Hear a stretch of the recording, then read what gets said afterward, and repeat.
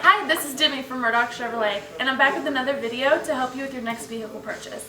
I get a lot of questions regarding leasing, and hopefully this video will clear up the mystery behind leasing so you can decide whether a lease or a traditional purchase is right for you.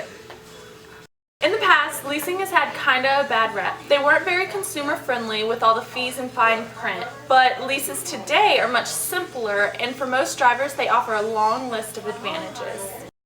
Leasing is at an all-time high. 1 in 4 purchases today are leases. Essentially, a lease is just like a purchase, except you are only paying for the portion that you use. You decide upfront how many miles you plan on driving and how long you want to keep it, and your payment is based off of that.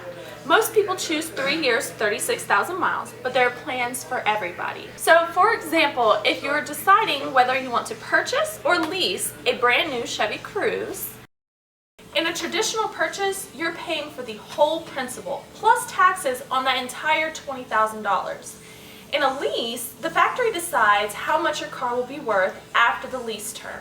You then make the payments on the difference. So say the factory decides that your car is going to be worth $12,000 at the end of your term, also called the residual. Your payments are then based off the difference, which is $8,000 over the term.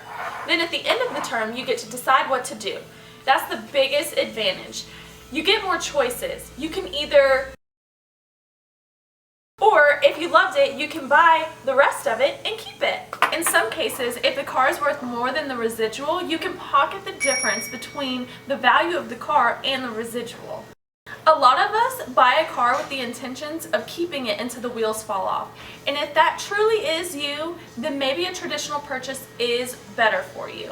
However, most of us find our needs or tastes changing before we even get to pay off our loan. That's when most of us start the cycle of rolling in negative equity into our loan, meaning larger payments, higher interest rates, and eventually being trapped into a vehicle that you don't even want anymore. Which is one of the biggest advantages of leasing. You won't ever have to deal with negative equity. Actually, if you currently have negative equity, a lease might help you in that cycle even faster. The other big reason people love leases is that your payments can be significantly lower. Like I said before, you're only paying for the portion that you use. Another advantage to leasing is that most leases are almost always under warranty. And with the GM free maintenance perk, you won't be paying for many oil changes. So what's the catch? What else do you need to know about leasing? Well, you do have to keep your car in pretty good condition. You are allowed normal wear and tear. If you are particularly hard on your vehicles, you can still lease. I would just recommend a wear and tear protection waiver, which will help pay for any extra damages. For the vast majority of customers, a lease is a great way to drive the latest and greatest for the least amount of money. I hope this video took the confusion out of leasing. If you have any questions or would like to see a lease perfect for your situation, then give the number a call below.